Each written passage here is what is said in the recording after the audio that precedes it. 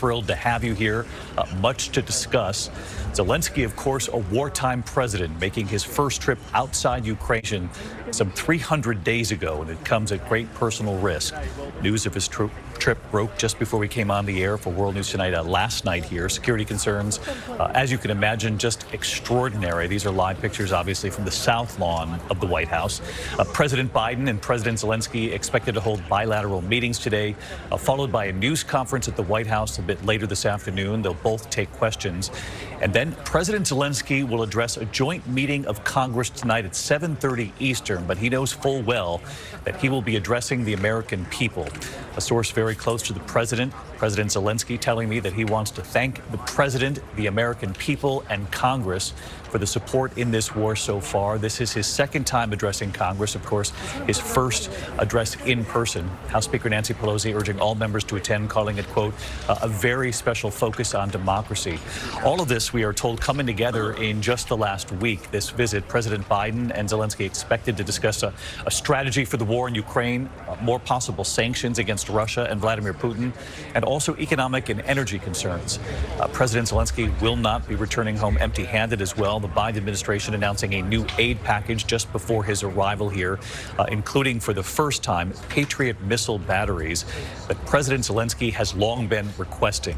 His arrival in Washington also comes as Congress weighs another $45 billion in funding for Ukraine. Of course, we remember that moment well in Kyiv this fall, asking Zelenskyy if the president had invited him to the U.S., would he come? He said he would with pleasure, adding, I have a lot of things I want to say and want to do. We have to discuss very important things for our country's security. He indicated to me at the time that if he came, the timing would have to be critical. And a source close to Zelenskyy just a short time ago telling me that the decision to send Patriot missile batteries to help Ukraine defend itself has been critical here, a crucial part of this visit.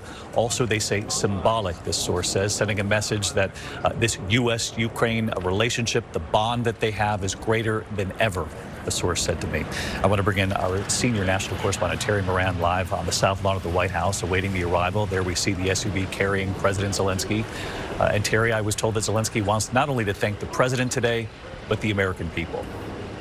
That's right, David. What a moment here at the White House. President Zelenskyy, a global figure now, inspiring people around the world with his defiance of Russia's brutal invasion, leaving the battlefields of Ukraine, arriving here at the White House to thank President Biden and the American people and strengthen the critical alliance with the United States. The White House hasn't seen anything like this really since December 1941, when Winston Churchill sailed across submarine-infested seas in the Atlantic and arrived to spend weeks with Franklin Roosevelt planning strategy in World War II. This day has that atmosphere.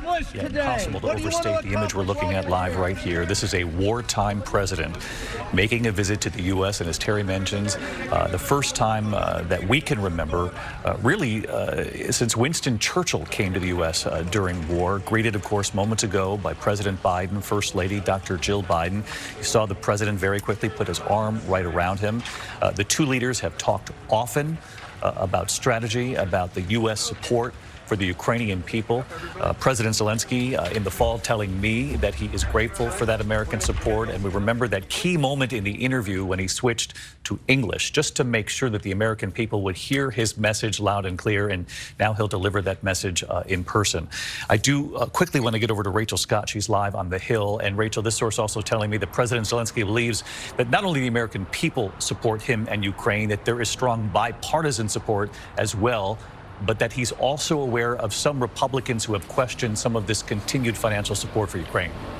Yes, David, even as Congress is considering an additional $45 billion in aid to Ukraine, some Republicans, including Republican leader Kevin McCarthy, have insisted that the United States should not write a blank check to Ukraine. Just moments ago, we learned that Leader McCarthy will come face-to-face with Zelenskyy for a private meeting. But tonight, Zelenskyy has a rare opportunity to address what will shortly become a divided government when Republicans take control of the House in January, David. No question, though, on Capitol Hill tonight, for that address that we will carry live here on ABC. There will be very strong support in that room from Democrats, Republicans, House Speaker Nancy Pelosi sending out a message to members of Congress last night saying that this will be an evening to celebrate democracy. And our coverage will continue on ABC News Live, abcnews.com. I'll be back with the entire team for World News Tonight, and we'll be back a little later this afternoon for that joint press conference when both leaders take questions in front of the American people and, quite frankly, in front of the world, given the global headlines being made today with this visit from President Zelenskyy to the U.S. I'm David Muir in New York. I'll see you a short time from now. Until then, good day.